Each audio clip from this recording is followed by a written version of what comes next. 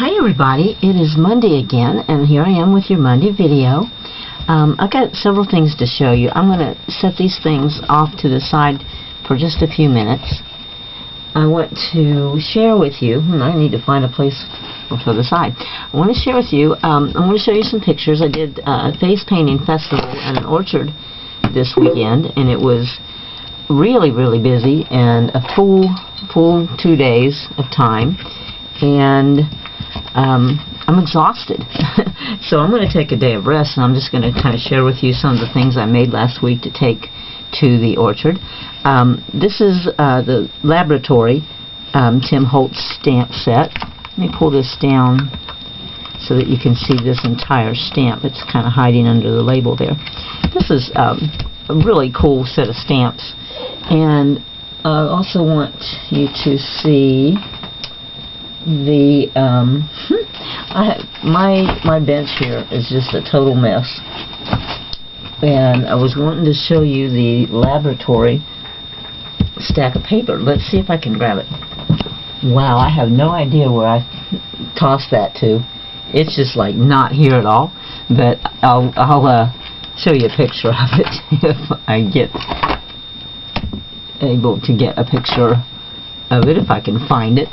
But you know, I made this giant clothespin before and kind of steampunked it out, and I wanted to show you that I made a couple smaller ones that you can use like as holders. Like I have my business card on there upside down.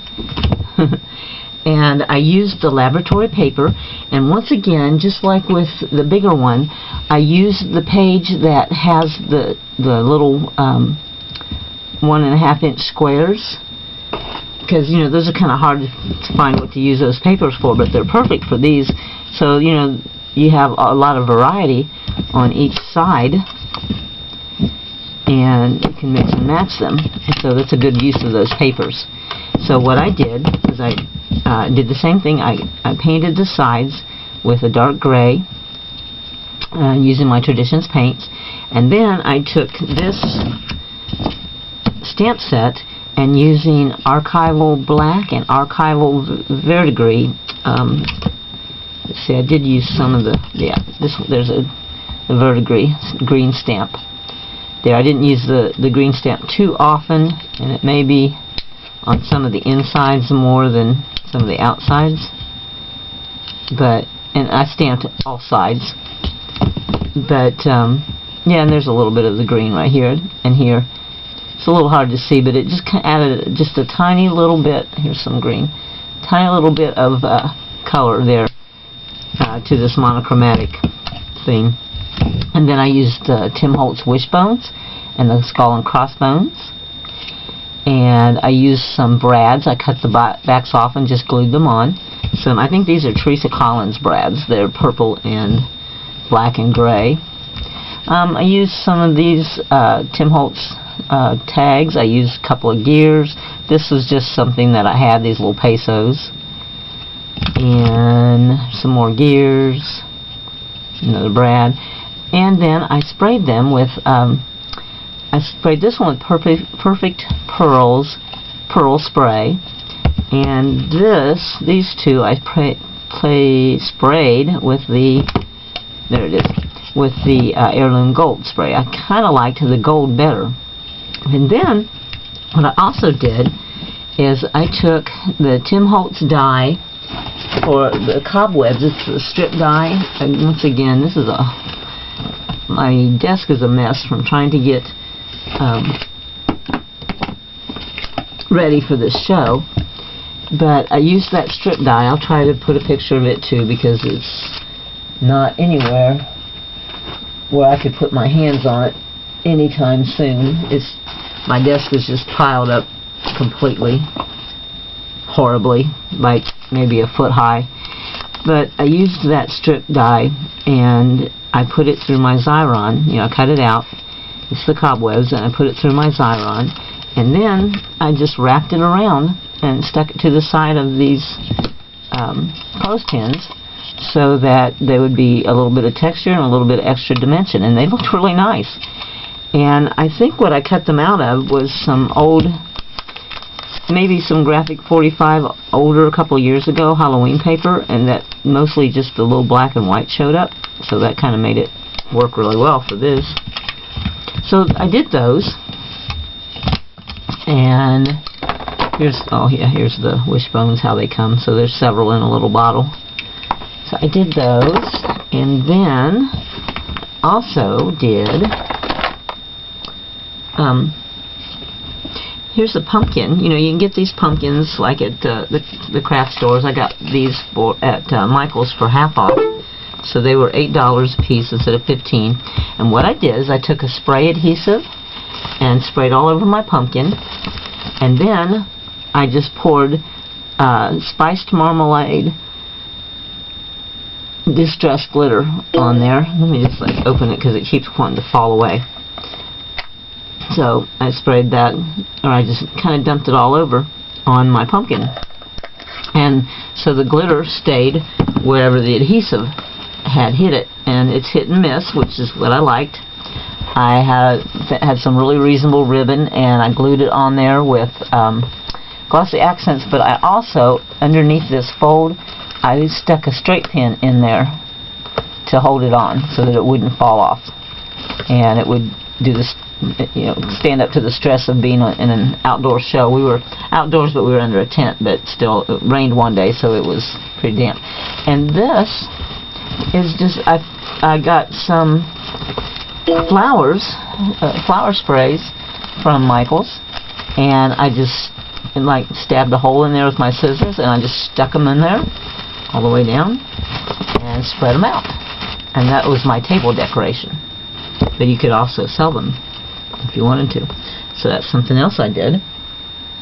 And okay, one more thing.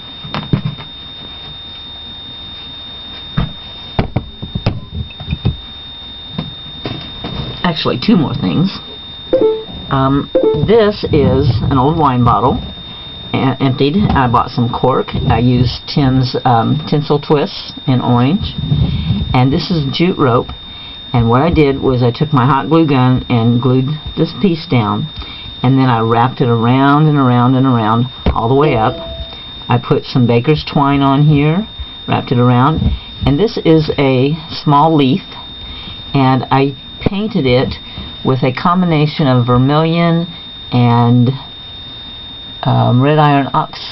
transparent red iron oxide and brown madder. I mixed that up to get the orange, and then I used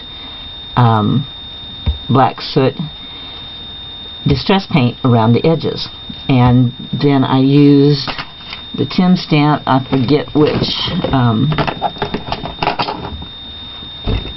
set it comes from, but there's several sizes, and this is the smaller one. Once again, it's not here where I need it to be to show it to you. I should have gotten more organized before I started, but I was too tired to do that today, so we're unorganized today. But I just used the Tim Holtz Black Soot Distress Paint to stamp this stamp on there.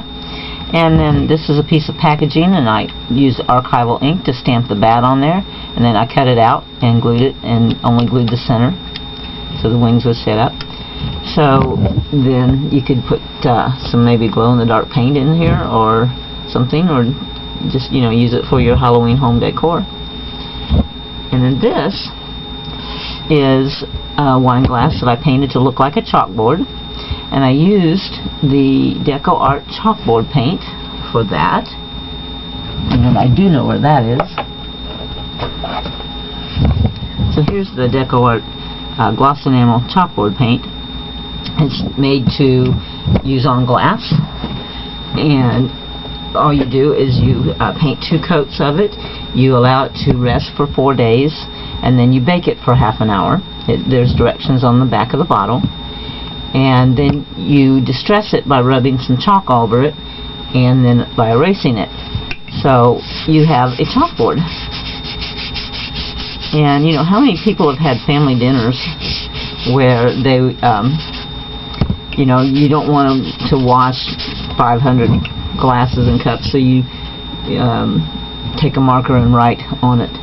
So what you can do with these is you could write your name on here in chalk so that everybody knows which glass is yours, or you can write a message, like you could write, if it's somebody's birthday, you can write happy birthday.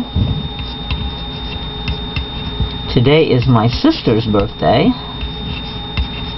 so I'm going to write her name on there. So it's happy birthday, Kathy. So you can do that and send a little message, or you can write I love you for your husband or your boyfriend or your wife or your girlfriend or whoever you want it to be, and then you just erase it. You can also wet it to erase it. I don't have any clean water with me right now. Or what? Yes, I do. Okay. You can just wipe it off, and when it dries, go again. So it's kind of cool. It's, for your wine glasses, or for any glass. And I think that we'll come back now to what I've got here.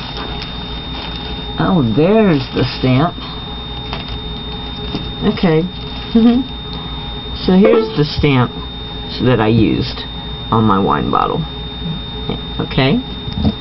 So I'm coming back now to what you saw laying here at first. And I want to show you that this is Tim's fabric. It comes in fat quarters, what we call fat quarters, and this is one of the pieces. It's a piece about that big, and all I had to use is just one little section here, so you can get a whole lot of use out of these fat quarters. And I used this die, the pumpkin jack die, and I used my big kick, and I cut out a piece of the pumpkin. I cut out the big pumpkin in this color, and then in this design I cut out the stem. That's right here. Yep, that's the right side. And then I took one of my movers and shapers little pumpkin dies, and I cut out small pumpkins in that same piece. But again, I only used a very small piece of the fabric. Let me find it and so you can see how much of it I cut off.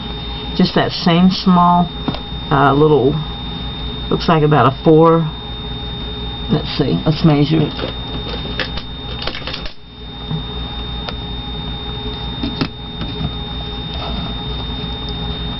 It's about 4 3/4 by 4 inches. You could go 4 by 4, maybe 5 by 5. And I have a lot of that left over. So I was able to cut 3 pumpkins out of what was left over, but I also noticed that I kind of got up onto the selvage edge right there. And then there was just a little bit left over, so this is only like half a pumpkin. So I decided what I would do is arrange these and overlap that pumpkin so that shows the selvage edge is gone, and then stick this under here, and you never know that was partial pumpkins under there.